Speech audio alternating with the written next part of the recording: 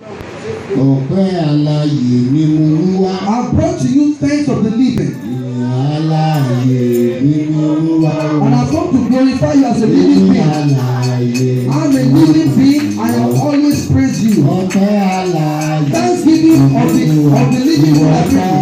Ọpẹ́ alààyè. Ọpẹ́ alààyè ni mo mú wá o. Èmi alààyè ni ó máa yọ. Ọpẹ́ alààyè ni mo mú wá o. Ọwọ́dà. Ọpẹ́ alààyè lèmi mú wá. Èmi alààyè lèmi mú wá o. I bring thanks as a living soul. Èmi alààyè ni ó máa yọ. So I will always praise you. Ọpẹ́ alààyè lèmi mú wá o.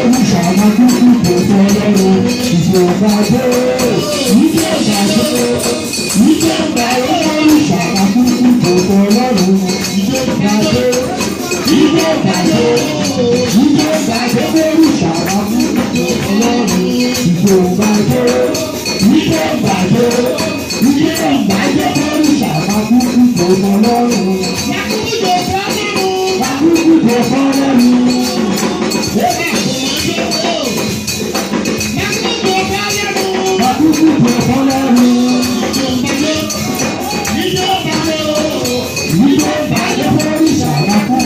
fọlọ́run ìfowópamọ́ ìfowópamọ́ oríṣàkà kúkú tó fọlọ́run. Òtún lè kọ́ ni ó wá ṣe ìyẹ̀díyẹ̀ bí àlàyé ìfowópamọ́. Òtún lè kọ́ ni ó wá ṣe ìyẹ̀díyẹ̀ bí àlàyé ìfowópamọ́.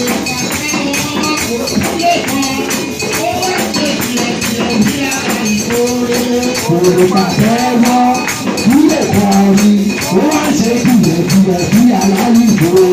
Bí aláyí ìgbòho. Bí aláyí ìgbòho.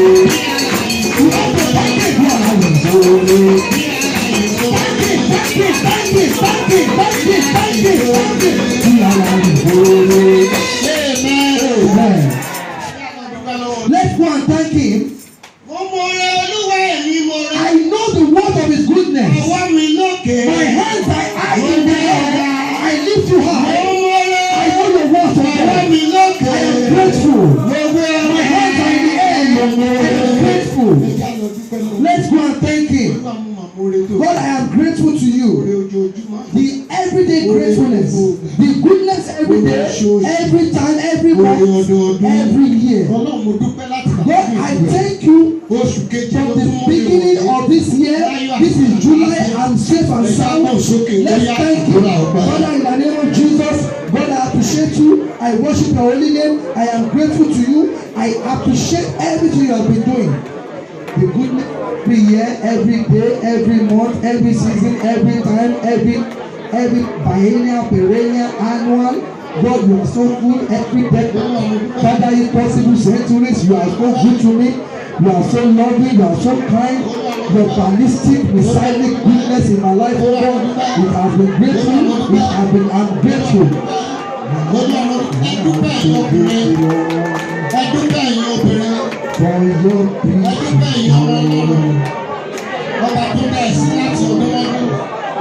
Ọba tó dá ẹ̀sìn di ọjọ́ ìní. Ọba tí ò fi é sílẹ̀. Ọba tí ò kọ̀ ẹ́ sílẹ̀.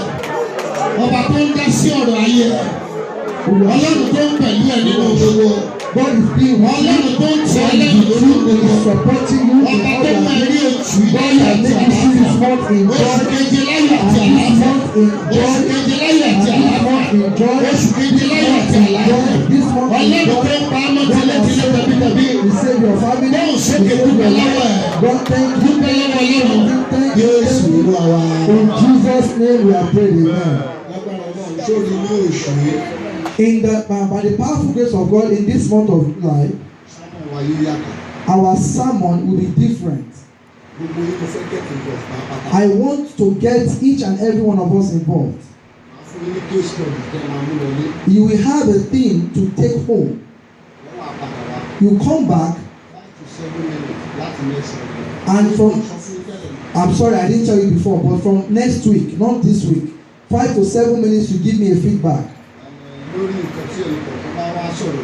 So on whatever each one gives me a feedback upon, then I will now draw out questions back to you. If you don't answer it well, we give it to the next person to tackle that question. Because from the month of July to the end of the year,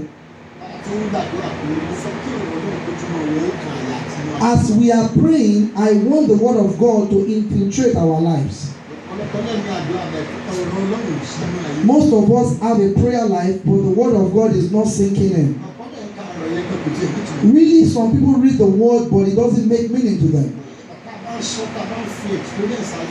Maybe when we are talking about it and we are talking about our life experiences, anyway, let's wait till we start. God, forgive me of my sins. I am a sinner. Forgive me. Father, in the name of Jesus. Lord, I am a sinner this morning.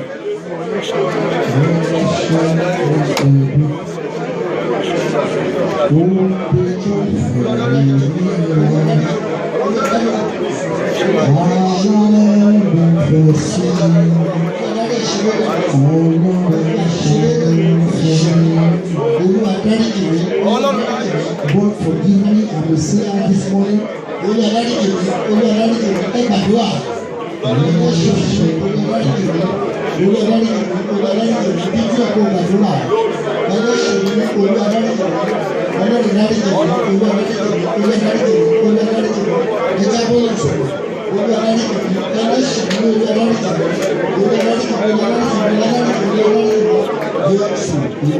In Jesus' name, amen.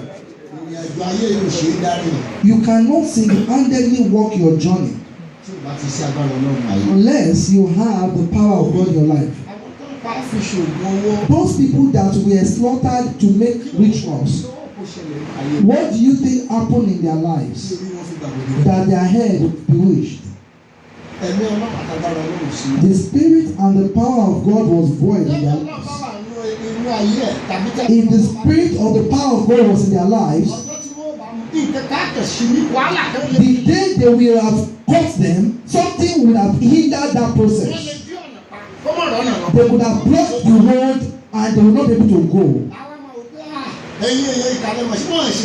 And she or he would think that some bad people block the road, but she knows that it's the power of God that hindered her from getting bewitched. Ọ̀pọ̀ nǹkan ló máa ń kà sí ìjà láàmú pé Ọlọ́run ló mọ̀ ń dènà ló ń di yín lọ́wọ́. Most things you can't as a battle, but you don't know that it is God that prevent that thing from prevent you from getting the problem. Why are you crying? Think of the end of what happens. God knows about some crimes. God at times, God on purpose holds you on to hang in there so that you don't get into problems.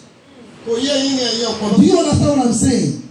When you are praying on a particular thing and that thing is not come to pass yet, start thanking God.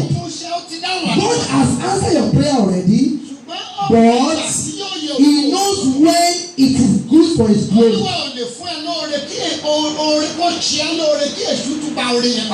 will not want to do something good and let the devil snatch it away. God empower me. I need your power. I want your Holy Spirit with the power from above. Empower me, Father. In the name of Jesus. In the name of Jesus. In the name of Jesus. Father, empower my life. Empower my life. Empower my life. Empower my life. Empower my life. Empower my business. Empower my life. Empower my destiny. Empower my life. Empower my body. Empower my soul. Empower my spirit. In the name of Jesus. So that I will not be punished.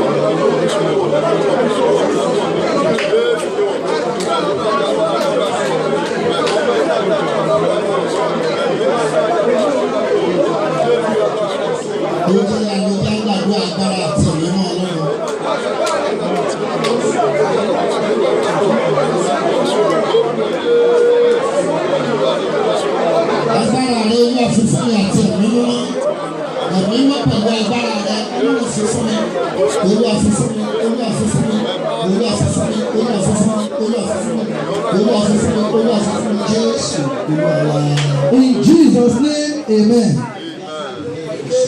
Let us pray one more time. And we go into our prayer points. And we go into 3 prayer project points.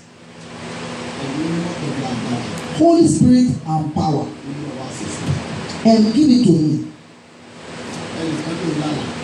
Oh, somebody said he or she had a dream And in that dream, the person was poked.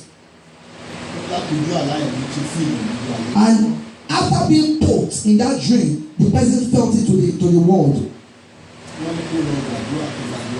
So he or she was advised to pray, but he or she did not pray.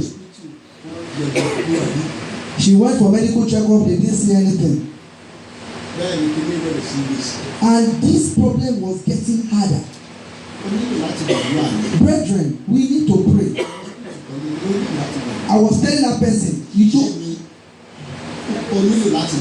Okay, I'm telling you now, you have to pray. They told that person to pray. He or she did not pray. Then that problem became insurmountable. And the problem took his or her life. How much more your nightmares? And in those nightmares, you had problems. But the Lord never let those nightmares overcome in your life. It is the power of God in your life. Do you understand what I'm talking about? So that the power of God can move on in your life, you need that power more.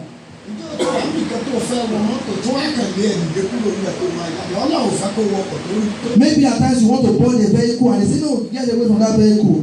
God doesn't want you to be in that vehicle.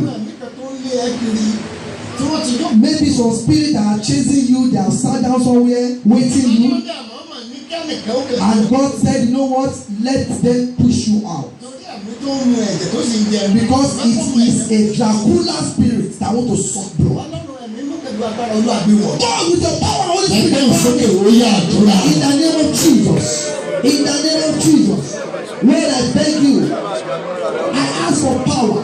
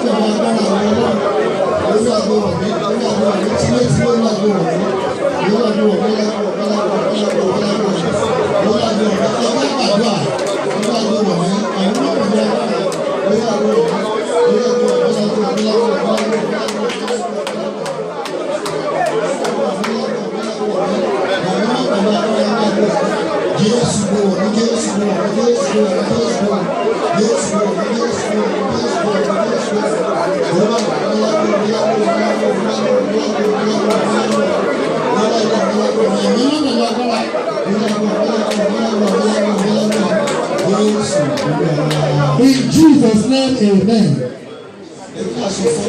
Let us tell God again.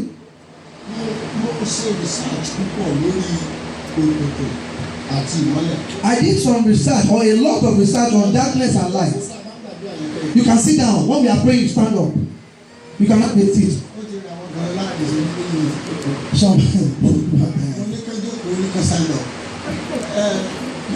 So you can sit down. Then later you stand up. When I call that prayer, then you jump up. Darkness and light. When there's overwhelming darkness, when you have a little torchlight and you put it there, a glow of the light, there will be so much illumination. And that illumination will be a lot. That shows that light overwhelms darkness or overshadows darkness. Now look at when there's thick in the night. There's some lights in our neighborhood. The sensor, I don't know. So it glows intermittently like that. When you look at that neighborhood, it is dark. Now, the day there's moon, even when the street light is glowing, it doesn't make any sense. If you go to Nigeria, when the power authority takes away light, when there is star Gbogbo tó wà nílẹ̀ ló máa You will even see everything on the floor, right? Olúwa ní gbogbo ọjọ́ ayé mi. God, all my life. Olúwa fi ìmọ́lẹ̀ jí mi ká. Lighting up my life. Ó ní oòrùn kì yóò ṣe ìmọ́lẹ̀ rẹ lọ́sàn-án. The Bible says that the sun shall be a guide by the day. Oòrùn kò ní ṣe ìmọ́lẹ̀ rẹ lọ́sàn-án. Okay, the sun will not guide you in the day. Tàbí òṣùpá fún ìmọ́lẹ̀ rẹ lóru. Or the moon by night. Ó ní Ọlọ́run rẹ yóò ṣe ìmọ́lẹ̀ àìnípẹ̀kun fún ẹ. Yes, your Lord shall be your everlasting light. Fi ìmọ́lẹ̀ yí ayé mi ká. God, surround my life Fi with your ìmọ́lẹ̀ light. yí ìrìn àjò mi ká. Surround my journey with your light. Sókè orí àdúrà. In the name of Jesus, my Lord and my God, I beg you, surround my life with light. The light of God. Overwhelming light of God. Ìmọ́lẹ̀ rẹ. Surround my Olúwa fi yí life. ayé mi ká. Surround my wife. Surround my Olúwa fi yí family. ayé mi ká. Surround my Ìmọ́lẹ̀ destiny. rẹ. Surround my future. In the name of Jesus. Olúwa fi ìmọ́lẹ̀ rẹ yí mi ká. Ẹ pray. Oh, yeah. Olúwa fi ìmọ́lẹ̀ rẹ yí mi ká. Látòdì ọ̀run wá. Fi ìmọ́lẹ̀ rẹ yí mi ká. Wá wọnú ayé mi lọ Jésù. Ìmọ́lẹ̀ Ọlọ́run, the light of God. Ẹ pray o. The light of God. Ìmọ́lẹ̀ ìmọ̀ Ọlọ́run lọ fi yí The mi ká. light of God surround my life. Olúwa fi yí mi ká. The light of Fi God ìmọ́lẹ̀ surround rẹ my yí mi life. ká. Surround Fi the ìmọ́lẹ̀ light rẹ of yí mi God. ká. Surround my Ìmọ́lẹ̀ rẹ life. yí mi ká. Fi ìmọ́lẹ̀ rẹ yí mi ká. Fi ìmọ́lẹ̀ rẹ yí mi ká. Jésù rà wá. In Jesus' name, amen. Have your seat.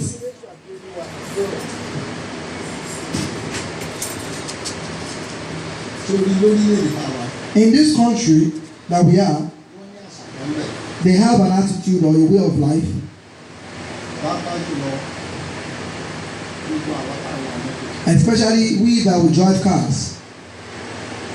tó bá bàjẹ́ lára mọ́tò When something is wrong in your car, wọn ní ìtúnṣe they would not fix it.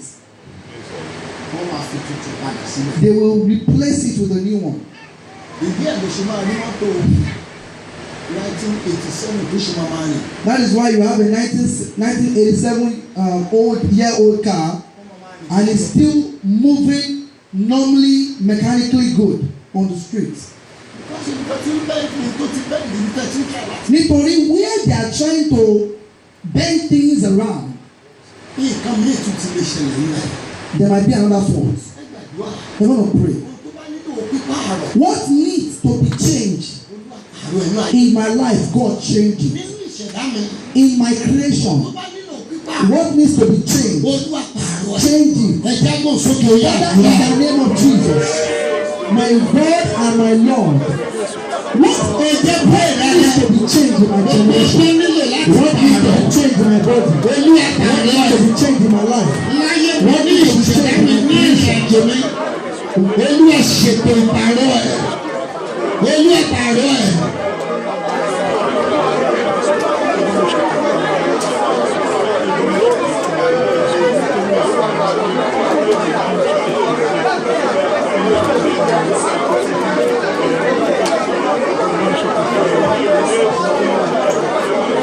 Ẹ jẹ́ pray. Olúwa pààrọ̀ ẹ̀. Let's pray, let's pray. Ọlọ́run pààrọ̀ ẹ̀. God change it. Gbogbo tó nílò ìpààrọ̀. Nínú ayé mi nínú ìṣẹ̀dá. Whatever needs to be changed, Ìdáwọ́lé mi nínú whatever needs to be ìrìnàjò. changed in my Olúwa life, pààrọ̀ ẹ̀. God change it. Olúwa pààrọ̀ God ẹ̀. change it. Olúwa God pààrọ̀ ẹ̀. change it. Olúwa pààrọ̀ ẹ̀. Olúwa pààrọ̀ ẹ̀. God change it. God change it. Change it. Change it. Change it. Jésù Olúwa wa. In Jesus' name we have prayed, amen. Ládùúgbò rẹ̀. Kàkà kí òfin àti ìlànà Ọlọ́run má ṣe. Instead of the ways and the commandments of God not to come to pass in our life, Àrò èèyàn ni. God will change man because it has to come to pass. Ìlérí ẹ̀ gbọ́dọ̀ ṣẹ. That promise has to come to pass. Yóò yà ṣe àrò èèyàn. But he will rather change man than his promise not to come to pass. Ìlérí ẹ̀ gbọ́dọ̀ ṣẹ. Ó ti dàgbà ó ti dákòókò. He has made a time and season, Láti mú fi ara ẹ̀ lẹ̀ kó lò ó, yóò pààrọ̀ èèyàn ni. but if that person is not willing, then he will change the person. Báwo o lè rẹ́ tó ti rìn ẹ́ lọ́wọ́ kí àgàrà kẹ̀dá? You can see somebody who is your helper and the person just relaxes or relinquishes. Áńgẹ́lì rẹ̀ ó ti gbàbọ̀dè. That means that that angel is being bewitched. Ẹgbẹ̀dún ẹ̀yàn I'm yẹn. going to tell God, Ìṣẹ̀dá mi ni ayé mi. is it my life, my creation, my family, my journey? what I lay my hands upon, the life of my children, the life of my ministry. What needs to be changed in the month of July? Change it so that your promise can come to pass. So I can get to that destination. God change what has to be changed. In the name of Jesus. In the name of Jesus. My Lord and my God.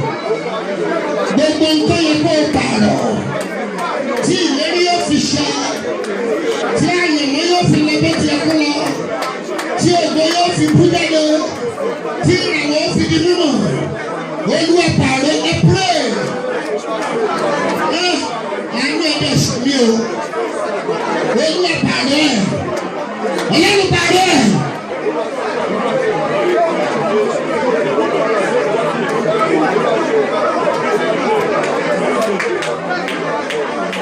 Olúwa pààrọ̀ ẹ̀.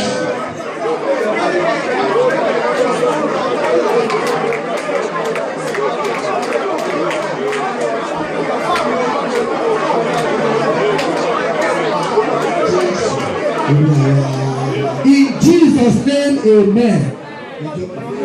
Have your seat. The third prayer. Shadrach, Meshach, and Abednego, that you all read in the Bible. Most of us have not learned the vital lessons out of those people's lives. People of the world wanted to make fun of them, or they wanted to just put them in shame. They wanted to make them shameful. There was a news that area boys in Nigeria,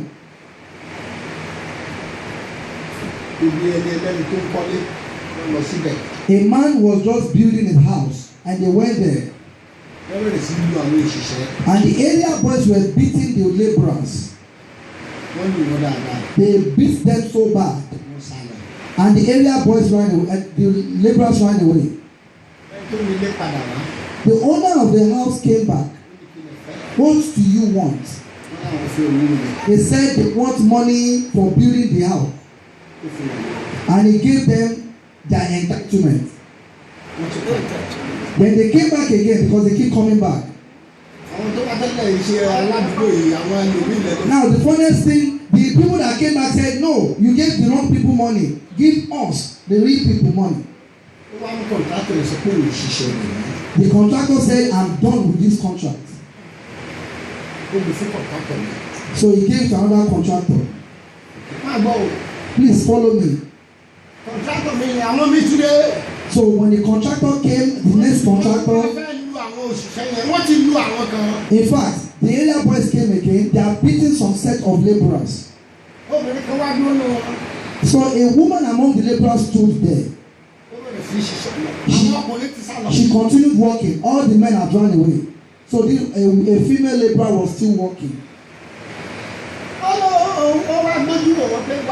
She looked at them and said, come here.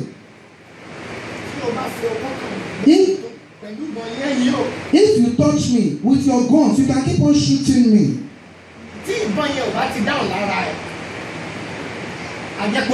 She said, you will shoot me, but that gun will go back to you. The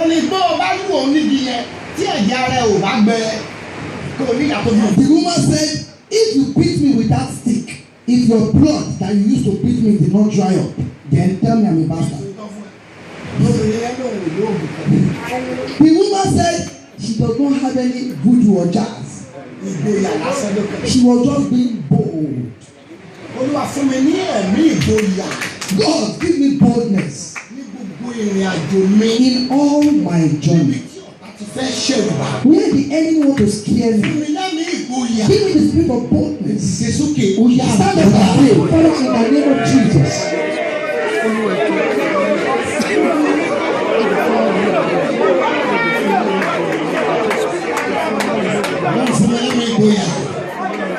Gbogbo ibi tó bá ti yọjú àti ṣẹ̀rù dànù fún mi ní ẹ̀mí ìgboyà.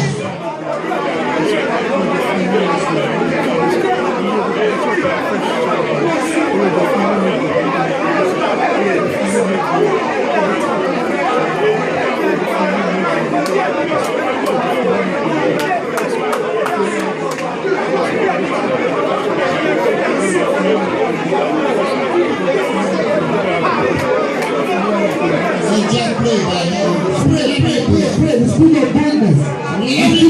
The spirit of boldness. The spirit of boldness. Come into my life. The spirit of boldness enter my life. In the name of Jesus. The spirit of boldness. The spirit of boldness enter my life. The spirit that will be bold. The spirit that will be bold. God let it enter my life.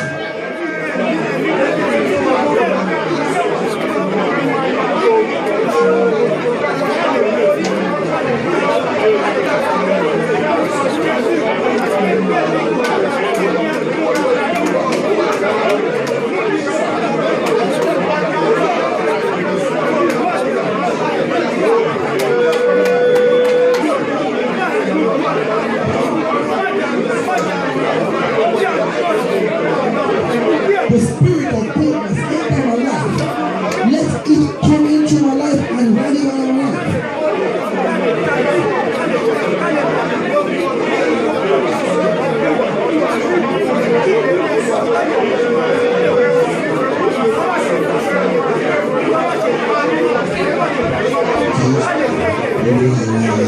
In Jesus' name we have prayed, amen.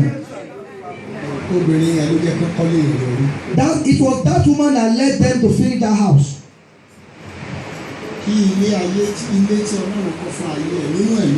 So that the house that God has built for your life, spiritually and carnally, so that you can complete that house, or that house can be completed. You need the boldness of God in your life. I want to pray one more time. Anytime that the enemy wants to scare me, to take me back from my journey, to take me back from my destiny, and to take me back out of my goodness, God give me the spirit of boldness. The Bible says that you will face the devil and he will flee. They will flee. Give me the spirit of boldness. Father, in the name of Jesus.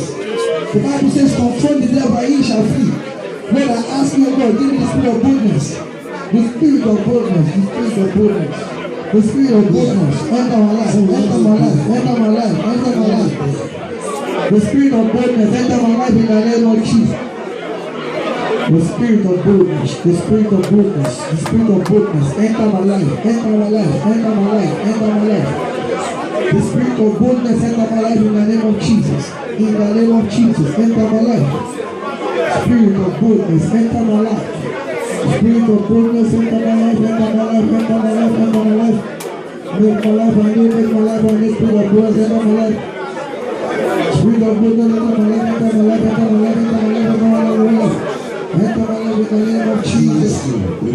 Amen.